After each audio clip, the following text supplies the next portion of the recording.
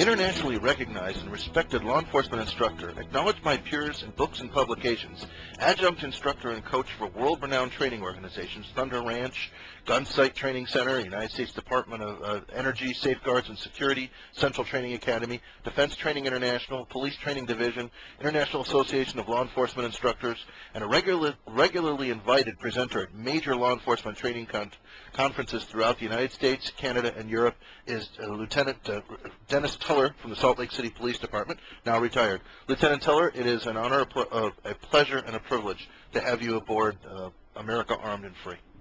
Well, Charles, thank you. It's a pleasure to be on your show.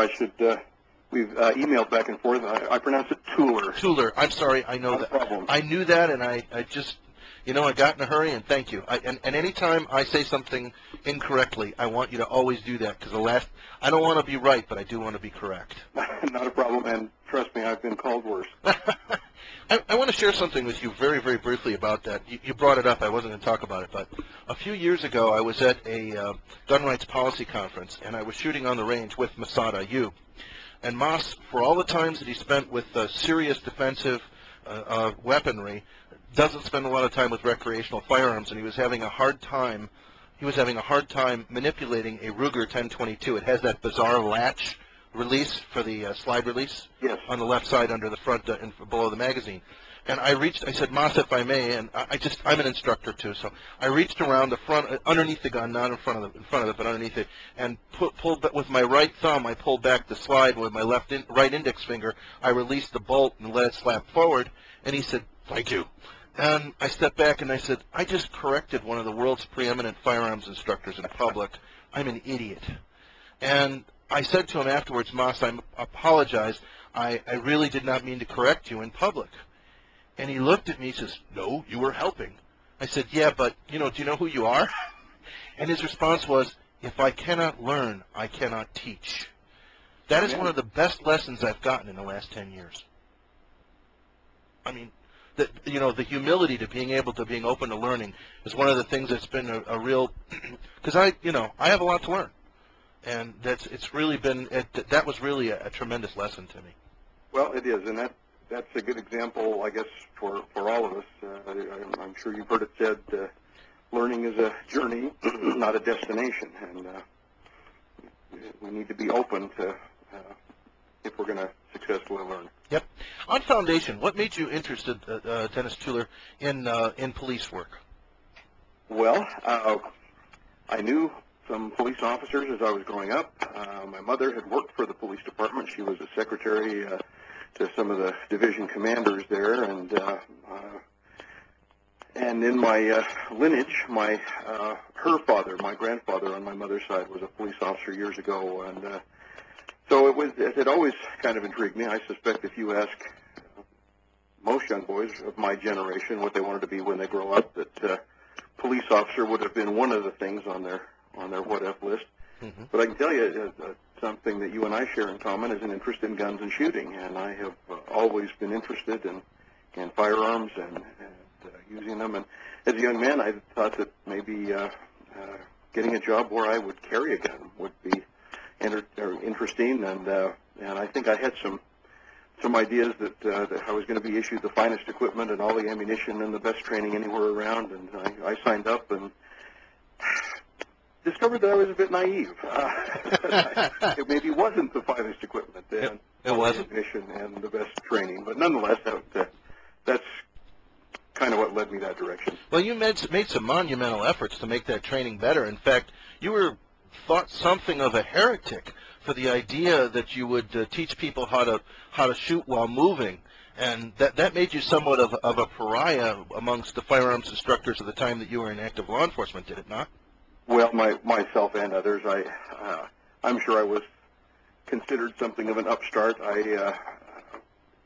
Once I became interested in law enforcement, and in paralleling along the lines of my interest in firearms and shooting, I started really studying in depth everything I could find about, especially combat pistol shooting. And one of the preeminent authors at the time, and a man who later became my mentor, was Colonel Jeff Cooper. Reading all of his stuff, as well as other things by, you mentioned Masada Ayub, and I'm sure there are any number of other people who, reading or writings I was involved in. Bill Jordan, another great legendary gunman, and I recognized, my basic training was in firearms when I went through the police academy. It probably had not changed dramatically for decades. People were doing the same things that they had always done because it's the same way they had always done it. And a lot of ranges, I suspect there are probably still many today, either public ranges or many military ranges, or what we now consider a cold range. Yeah. And that you don't load until you're told to load. Guns are always cleared before you leave the line. You toe the line. You face your target. You don't deviate from that unless told otherwise. The very idea that you'd allow somebody to move around with a pistol in their hand during training was, as you say, somewhat heretical, and I did kind of bump heads with some of the old school firearms trainers as I tried to introduce what's come to be known as the modern technique. After I'd been an officer for several years and was reading and studying, I finally got an opportunity to make my way to Gunsight Ranch and train with Colonel Cooper at the American Pistol Institute. I discovered later the class that I was in was probably one of the first 3 or 4 classes they ever offered there. How did it make a difference in the way you did things with firearms, going to Gunsight for the first time? That was my first introduction to a hot range, the concept that we need to get people in the habit of, and in the correct mindset of living with guns.